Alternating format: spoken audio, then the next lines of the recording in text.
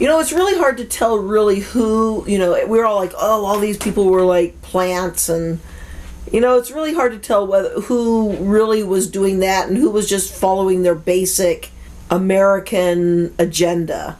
I mean, I don't even think they would have had to send in spies or anything, because we were so good at sabotaging our own darn selves. Anyway, so this guy comes over. So Michelle and I are there. He comes over and he says, oh, I want to offer you girls a flag to fly on the, here when you open.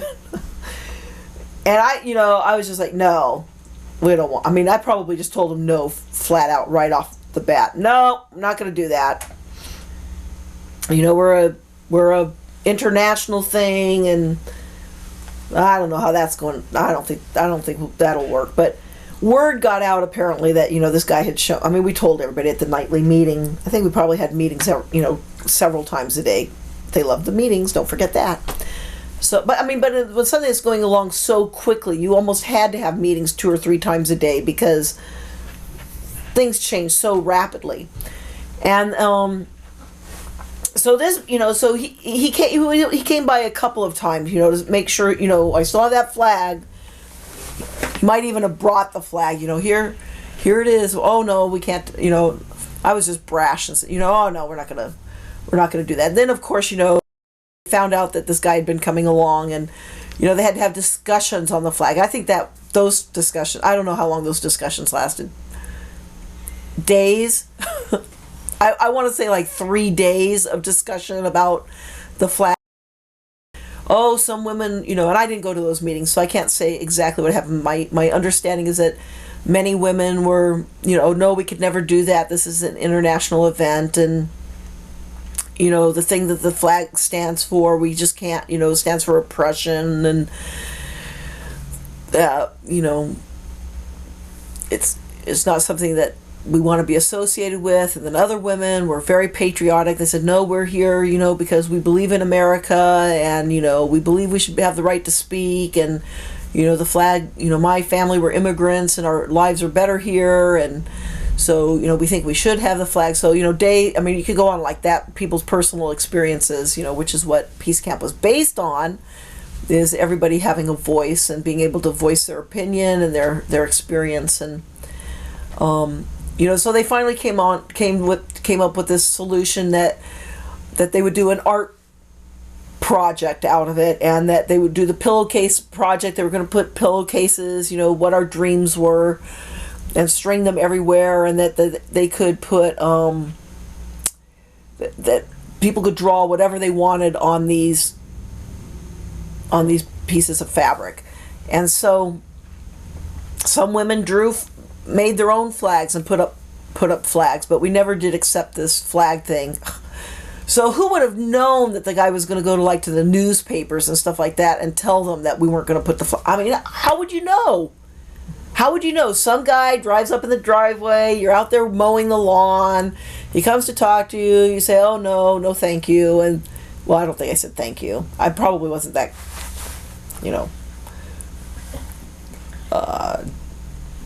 civil or verbal, but, I just said, no, are you kidding? It's crazy, we can't do that. I mean,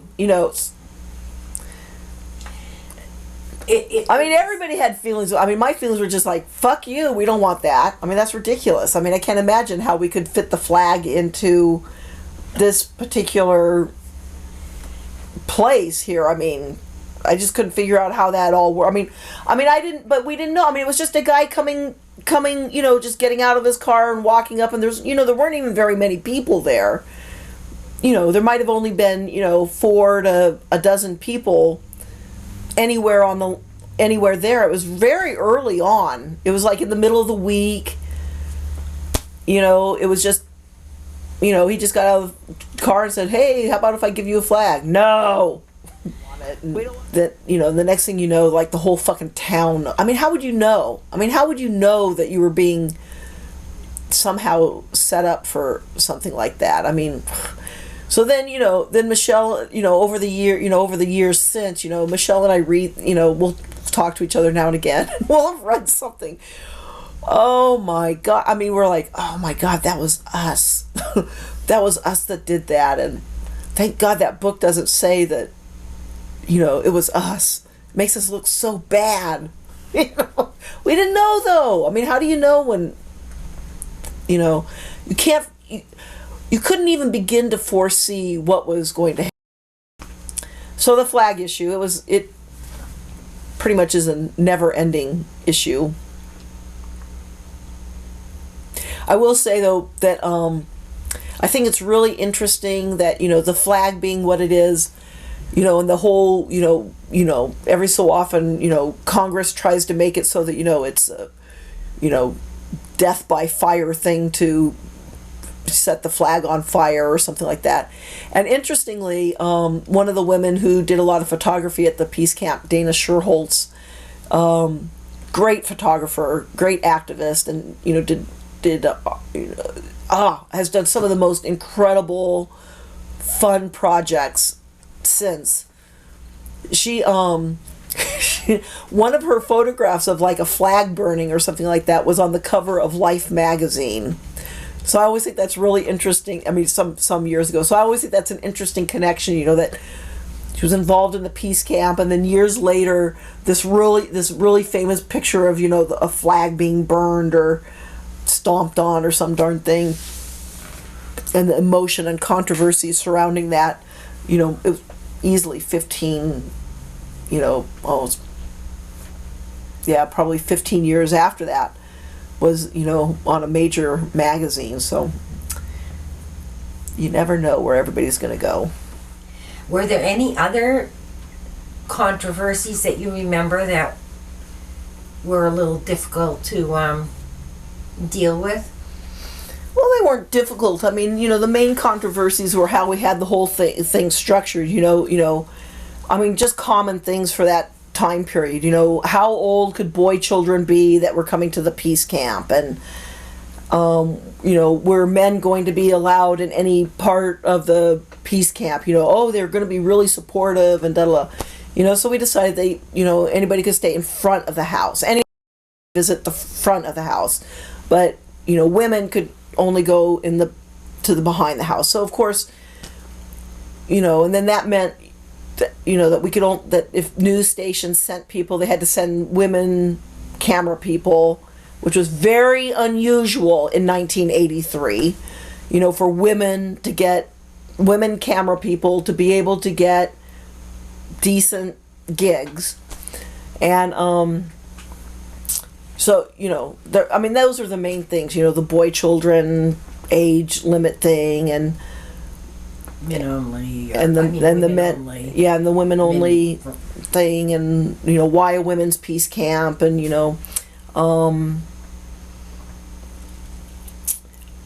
and then of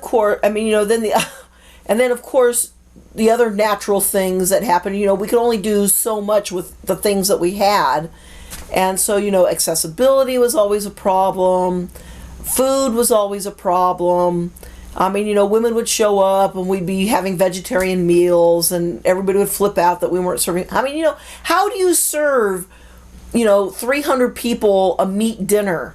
I mean, on a little, with the facilities that we had. I mean, we didn't even really have facilities. I mean, I don't even know how we fed anybody. I mean, I will to this day not ever figure out how we got enough food.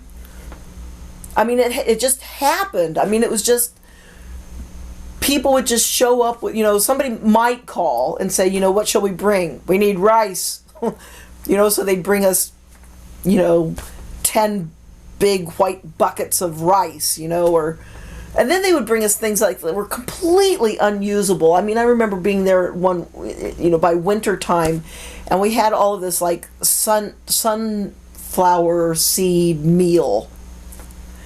What do you do with sunflower seed meal? Stuff you can't even make anything out of, So, people would call and we would give them the best ideas that we could about what it was that we were missing. But, what we were missing might be different by the time those people showed up, so we were forever telling people, bring peanut butter, bring bread, bring things that people can eat. But and then there was this whole thing about, whether or not people, it was very rustic. It was very different than what, there were no facilities. It was a very difficult place. The emotions were running high. And when you're trying to form a community out of such a diversity of people, and we weren't that diverse racially or anything, but we were very diverse in country women and city women and meat eaters and straight women, anti-nuclear people that were new to the movement. I mean, everybody kind of converging on a place that has that really don't have anything in common. I mean, they don't even have a common set of beliefs, really. They might be interested in the subject, but, whether or not they have the same basis of beliefs is a whole different thing. I mean, it's like coming out as a lesbian, for example. I, being a lesbian,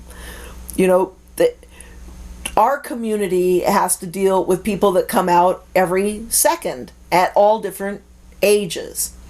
Therefore, things that I expect of the dyke and lesbian community, that they have some basis of understanding of, ageism, racism, ableism,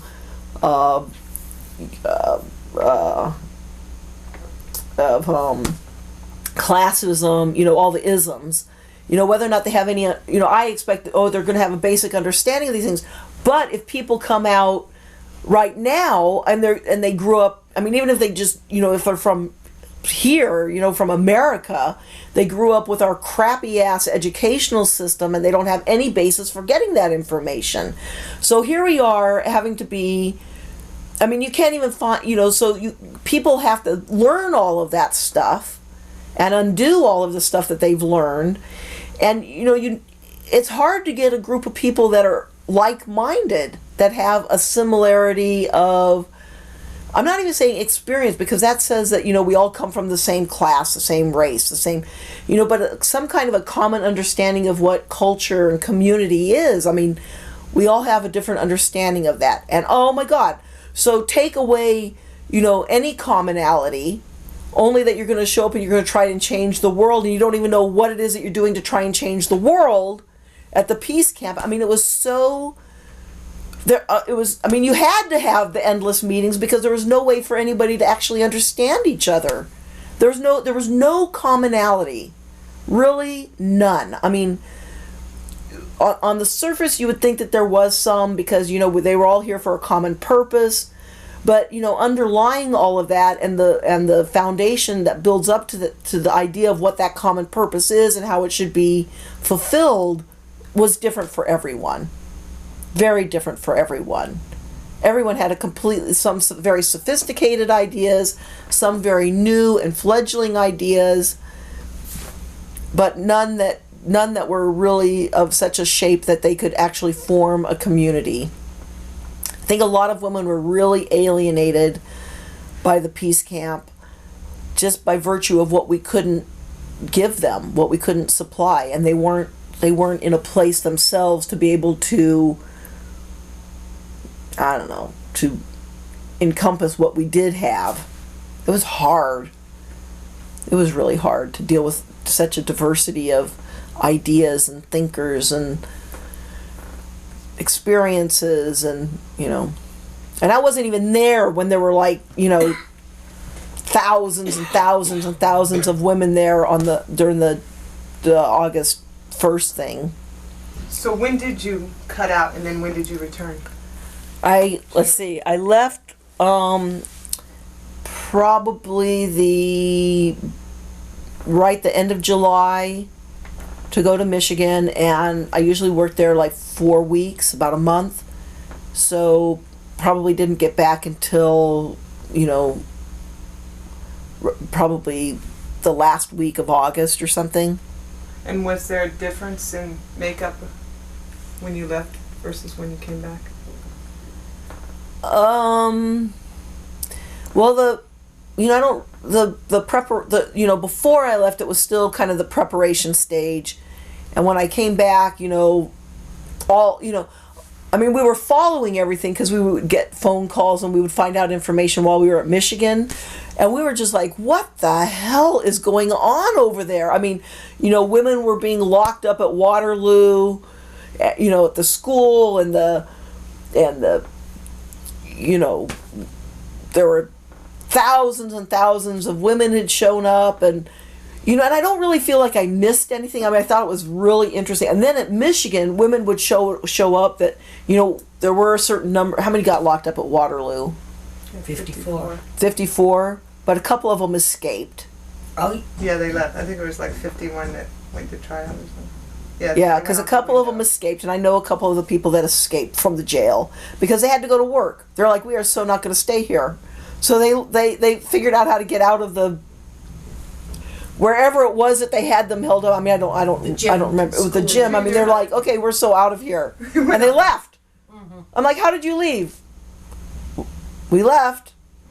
I'm like, well, that is very good. I don't know how they did it, but I know a couple of women that did that. I mean, they just figured they had to go, and then they were at Michigan later on, so we were hearing about it. But it was, so then when we got back, it was kind of in the aftermath of all of that, but it was still very vibrant. I mean, still a lot of people coming through and actions happening and things like that, and still, water systems to be dealt with. In your experience, how did the whole philosophy of no leader actually play out? It's a feminist tenet that any woman can be a spokesperson, that, there's no hierarchy. And I think in the ensuing years, in the coming after the peace camp, I mean, to this day, I think that is something that is really is in a way hurtful to the queer and women's movement. I mean, at the time, I think it was brilliant. I mean, anybody could be a spokesperson, but then anybody could be a spokesperson. And once again, based on this whole foundation thing, I mean, anybody could talk from wherever their place was. And that is all very good. In this place where we are now, in the year 2006, to not have empowered a community. I mean, in a way, we were trying to empower a community of leaders, but we were so intent on making sure we never ever used the word leader that, every woman can be a spokesperson. We should have had the next tagline be, therefore we are all leaders. You see? But we quit. We chopped the sentence off there. Every woman's a spokesperson. We have no lead. I mean, we actually said we have no leaders. So now, all these years later, I mean, we're still kind of in that damn pickle. I mean, we have no leaders. And what does that do good for us? I mean, we can all be spokespeople, but we have no one to, rally the feminists and the like-minded thinkers around to say, movements need leaders. Movements need leaders. They need tons of people to be spokespeople for the movement, but they also need leaders. And, and I'm not saying it in a hierarchical thing. I'm saying it in a way that, because leaders bring people together. They're generally, they're really good thinkers, and they pool all the information from what they've heard from all the spokespeople that they have, from all the people that they work with. They understand how to distill that information and to, create a mission statement, and a direction for us to go. And, and we need, in 25 years, we should, I would like to see that we would have more than what we have. I mean, we've come a long way, but we haven't.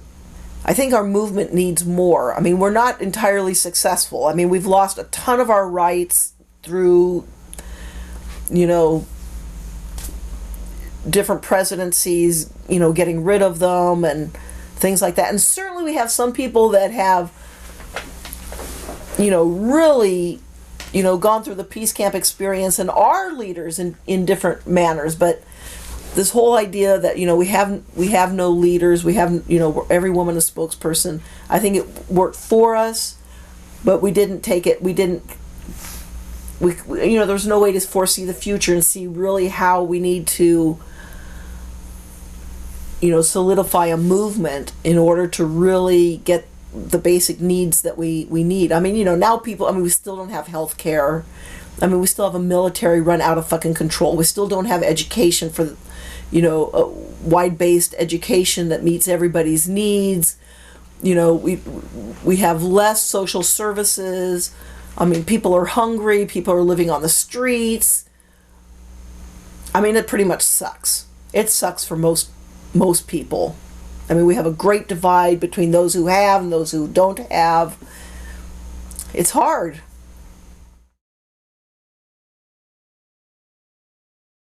Yes, it was always my understanding that the land after we were done with the peace camp, and there was never really an ending date to the peace camp, but it was kind of ambiguous. After the peace camp, they were going to give the land to the Iroquois Nation. Was it Iroquois Nation? Cayuga, I think. The Cayuga? Maybe. The local. Yeah, Cayuga. The local nation, and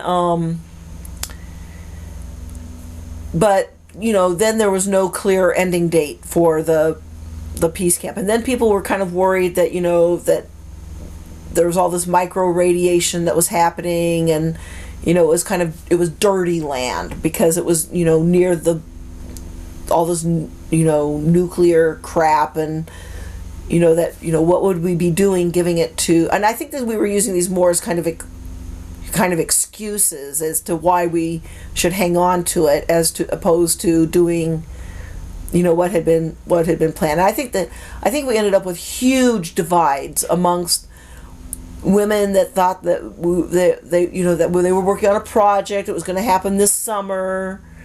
It was a containable project, and they did think it was a containable project because I think it was at the New Haven meeting, they gave all the money away. All the money that had been raised and everything got given to, I don't know, maybe it was the Boston Women's Video Collective or something. It went to some different things, but we had a bucket of money and all the money got given away, which is, they thought that's the end of it. But then, some women argued that it should continue, that we weren't done with the work, that women were still coming to it and stuff like that, and that we could do something with it. And I think that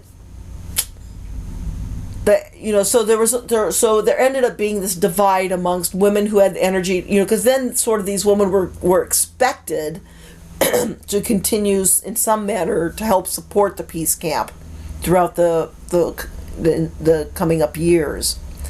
And I'm sure that, I don't know, but I'm I can imagine that there was probably some resentment there, that they, they thought that they were working on a project that was going to happen, that they'd already spent a year or more working on to get it to the point of happening, and then there was going to be the summer of it happening. So it was like already a 2 or 3 year project for them.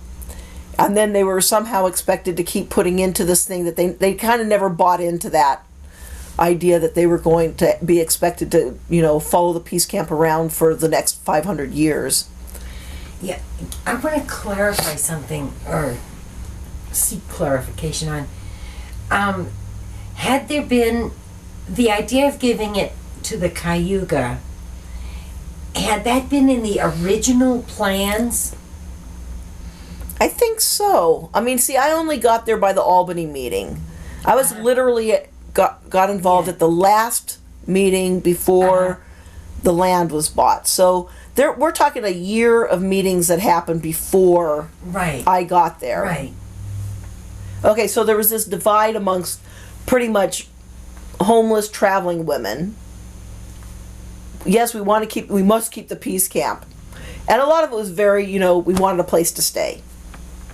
And the energy was still there. And, it was, I've worked in the theater for so many years, and I have to say, this is such a common thing.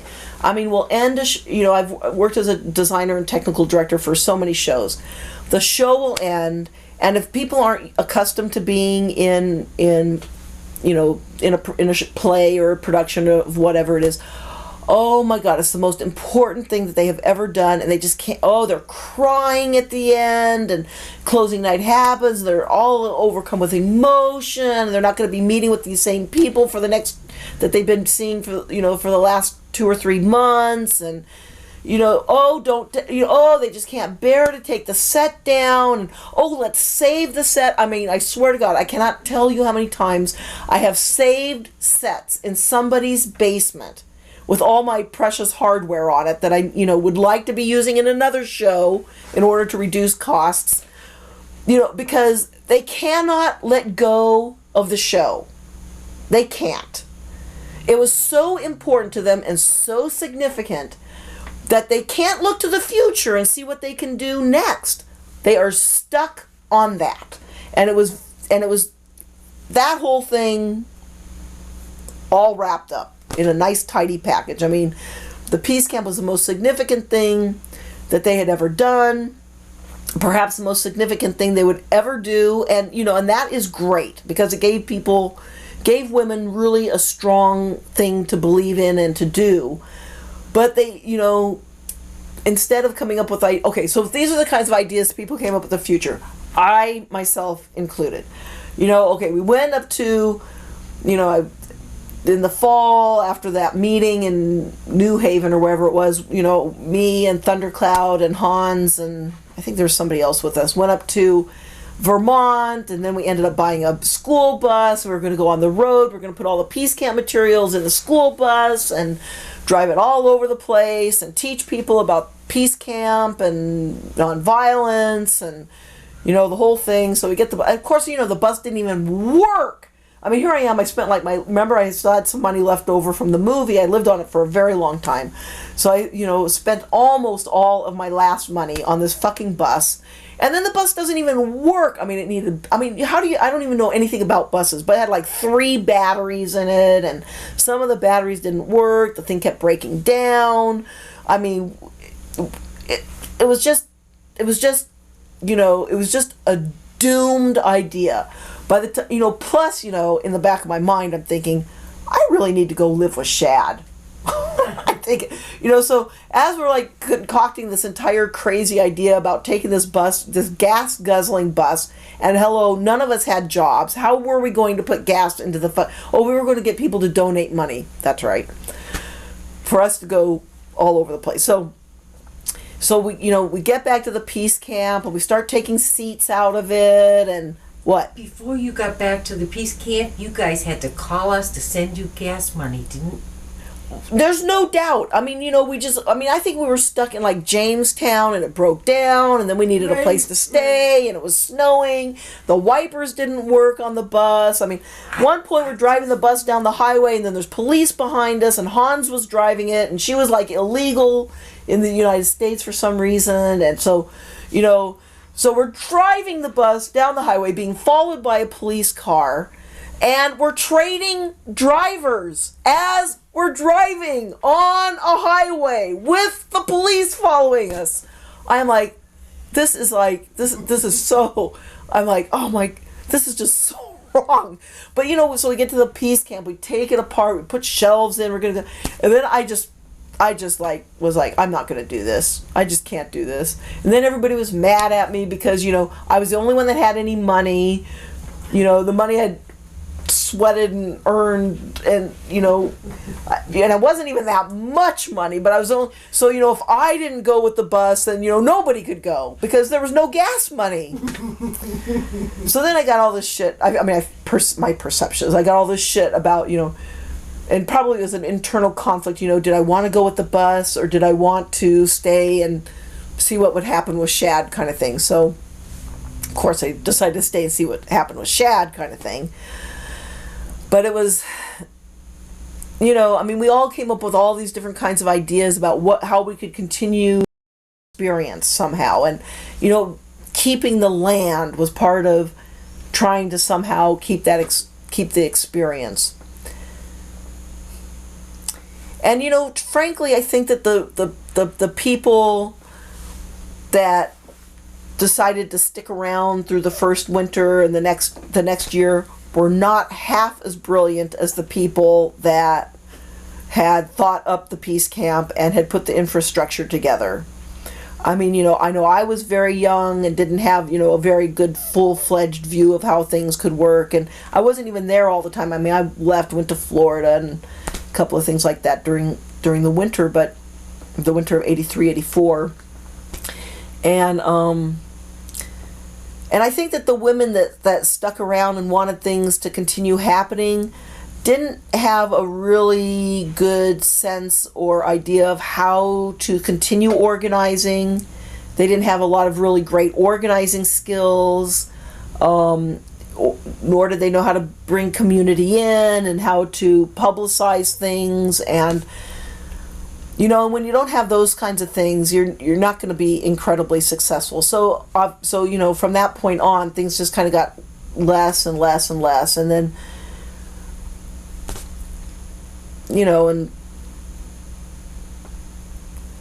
probably the anxiety and the differences between the groups that had started the peace camp and the groups that wanted to stick around, and that group kept changing all the time. It was all different kinds of people that came in at different times, and I think that they really weren't prepared with the skills to be able to continue the peace camp in any kind of viable education form. I mean, everybody had great ideas, but the implementing of those ideas and the skills to perfect the ideas were completely absent. Nor did people have the idea that, I need these skills in order to get this, to continue this project, and they didn't go out and figure out how to get the skills in order to do that. There was no self-education, go find the people that know how to do this, teach me how to do this so that I can do it better. I mean, there was just like, I have this idea, and then flailing about wondering why their ideas didn't materialize. That's hard to do. I mean, you can see that in a lot of different kinds of projects. I mean, people have great ideas, but the implementation of the ideas and the community support that you need in order to implement the ideas just isn't there. And I think it had a lot to do with the lack of skills and not knowing how to, not even knowing that you had the lack of skills, just having great ideas and wondering why aren't people getting on board with me here? Why, we have such an important thing here, but nobody knew how to actually express those ideas, put the information out in the appropriate venues that they could have. I mean, there was just, when you're just living out in the middle of Route 96, with information that you're there, doesn't give the rest of the world that information at all. They don't know what you're doing. They don't know that you exist. They thought it happened. It was over. How, if at all, were you involved with the camp after that first winter? I was there on and off for about 2 years, from 83 till about 85. And then in 85, I think it was 85, 86, I moved into,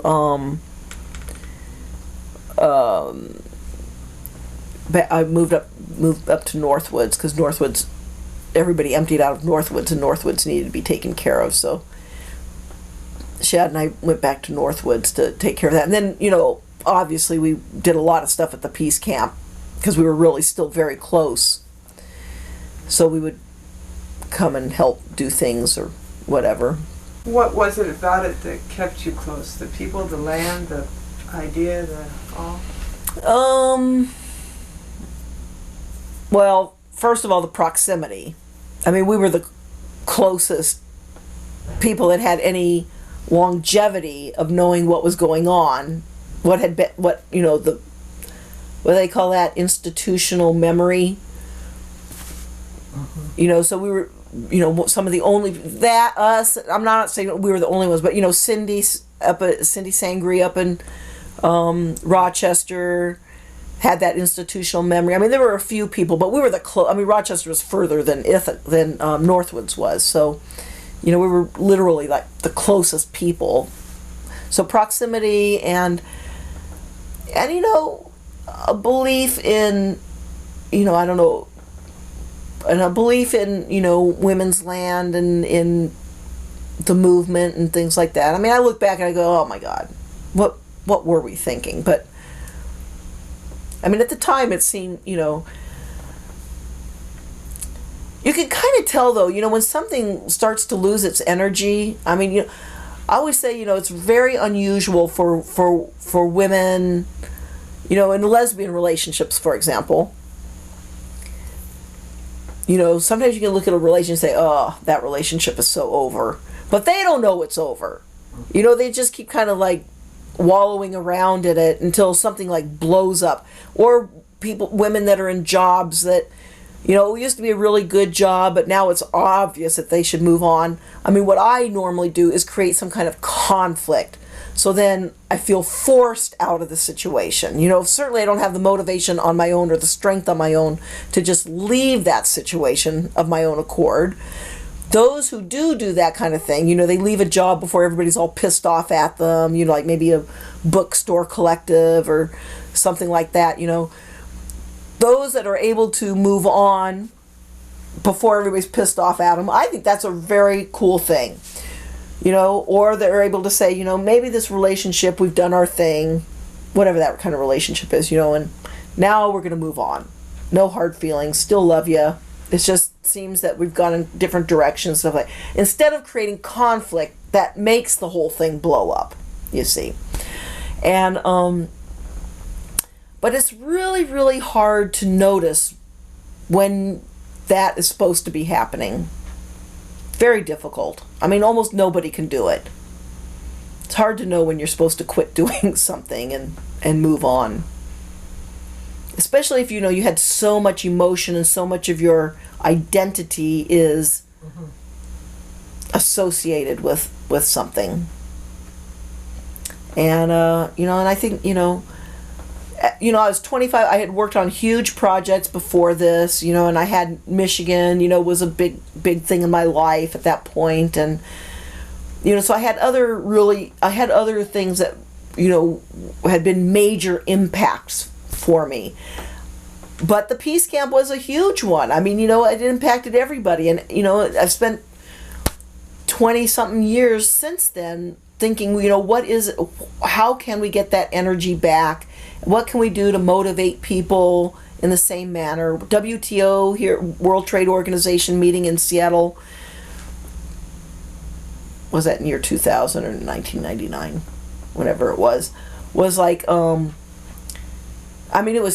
was almost the same. I mean, except for that it lasted a very short period of time, and the peace camp waggled on and on and on. The WTO was almost like that, except it was held in a city, it wasn't a rural setting. But people got together and they rehearsed plays and they built props and we rented big warehouses and people slept in the warehouses, and then during the day they would make things and build things and cook food, and we'd go to the green grocers and run around town and pick up food that we could get donated and drive over there, go to the different places and drop off food. And I felt like all the people, I felt like I was doing what people had done for me at the peace camp. Oh my God, you brought vegetables, thank God, oh yay, food has shown up, and stuff like that, And that had a very similar energy, but I think I felt that I spent so many years trying to figure out how to create that kind of energy. Very difficult to do.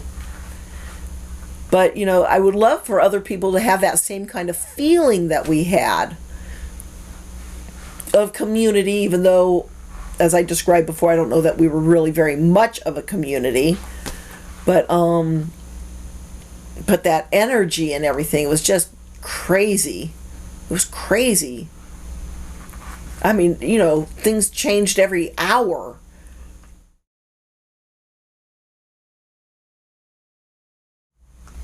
I would say that really, it ended for me really in '87 when Shad and I moved to Seattle, and since we weren't, in the same region anymore, that it it never faded from memory. And then of course, once we were out here,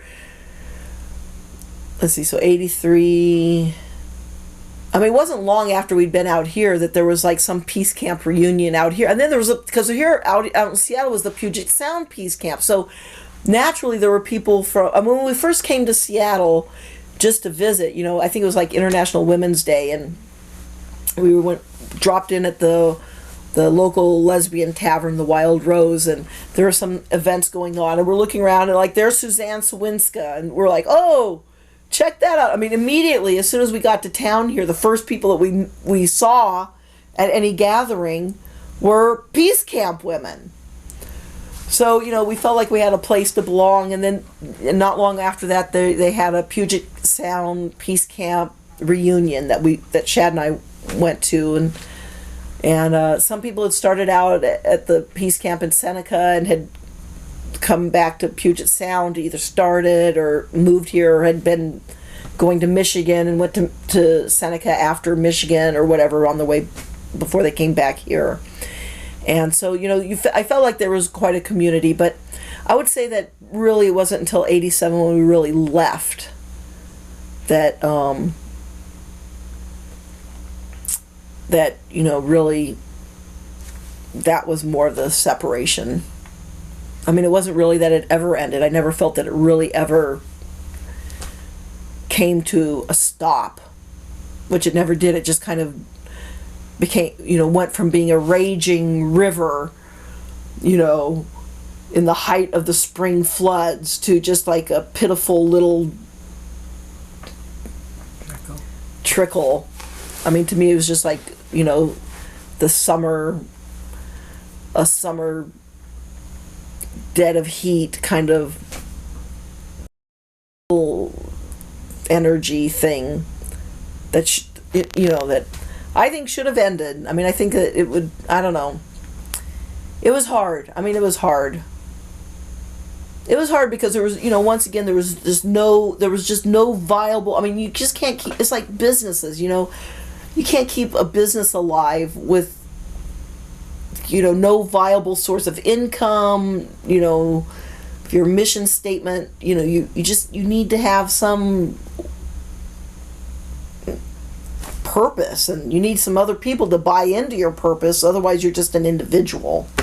So I think it went from being something that was seen as something that was, an enormous regional phenomena, to something that really only had, that many minds could get in on, and that many women could participate in, to being something that really was only of individuals' concerns. And that's a very dramatic change of focus, you see. I mean, it's just, that's just the way it seems like it ended up being. That it, that the idea was that it would have a greater focus, but it couldn't, because it just didn't, there wasn't the infrastructure or the skill set to be able to make it have any, have anything come into it. Your thoughts when you heard the land had been taken back for back taxes? Well, I wasn't surprised, but I was like, but I had just been there the summer before, the spring before, or something like that. And oh my God, I knew all of this stuff was in the house. And we just happened to go in the back attic. We just happened to go in the back attic, and I was like, oh my God, look at all of this stuff. And there was this big sign on the,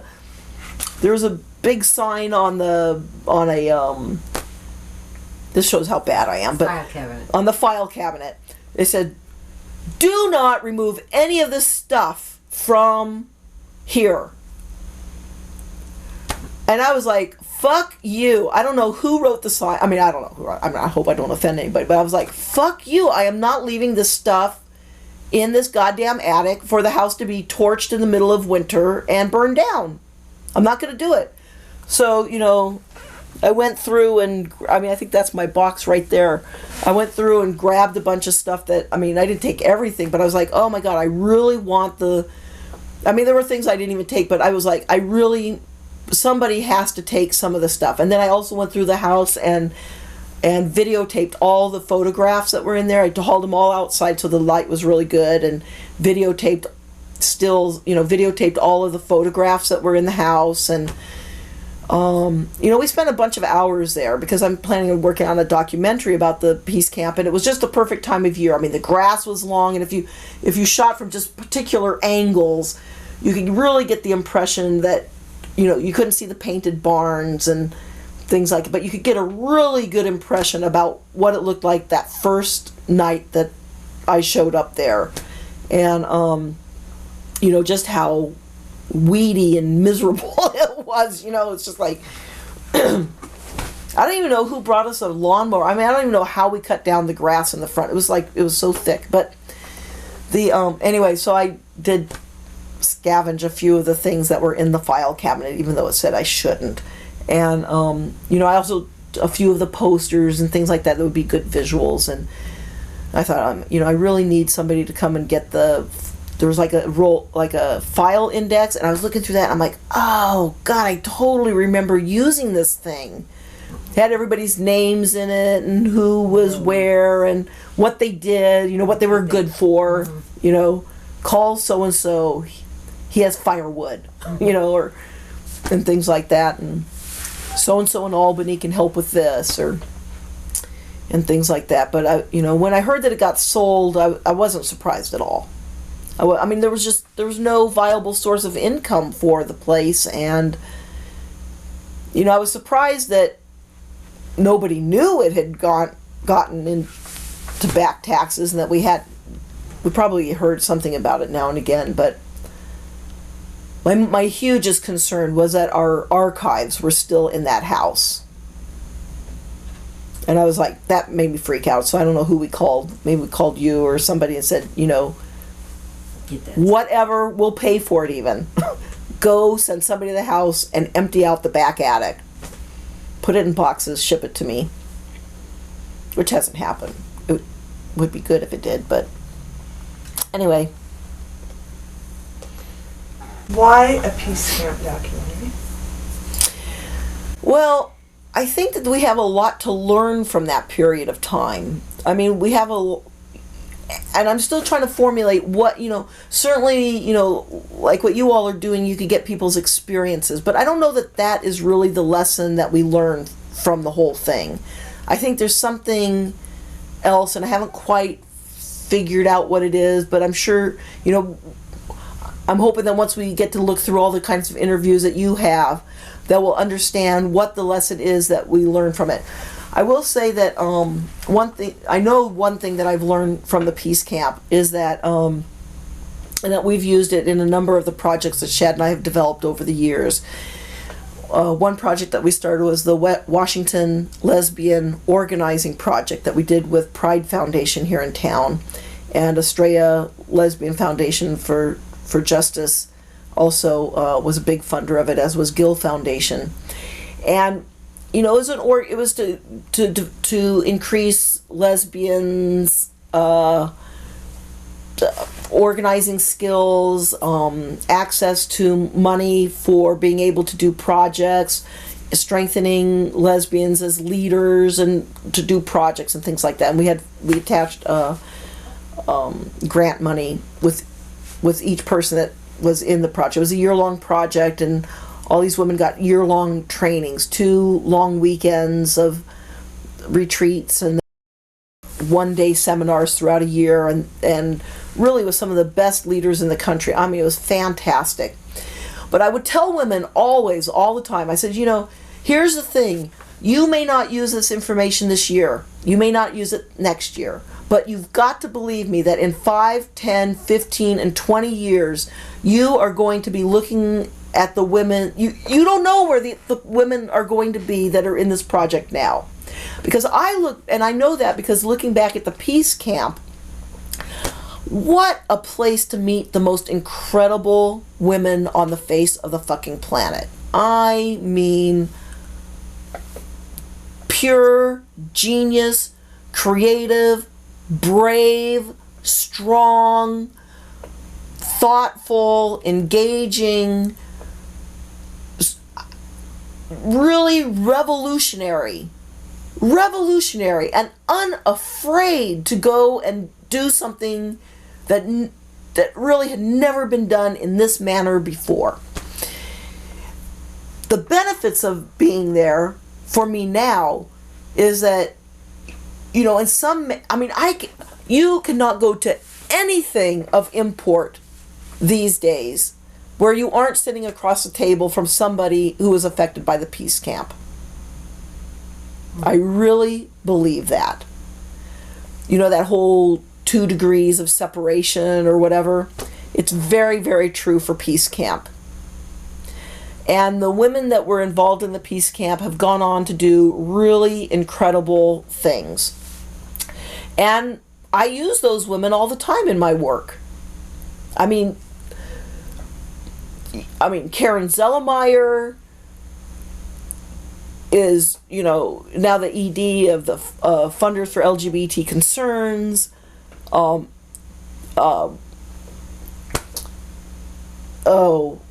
Laura Flanders. You can hear her on the radio any fucking day of the week. So feel so lucky that I have these connections to all of these, tons of brilliant women that have gone on to do so many different kinds of things and are still in the process of trying to change, you know, society into a better place for all. And I think that's crazy. It's really great. You know, the friendships that and the friendships that are constructed under such duress and stress will always withstand the test of time. Always. Or they'll totally break them apart. It'll either be strong or they'll just be broken relationships forever, you know? But I think I've been really lucky and, you know, forged tons of different kinds of great relationships from that experience.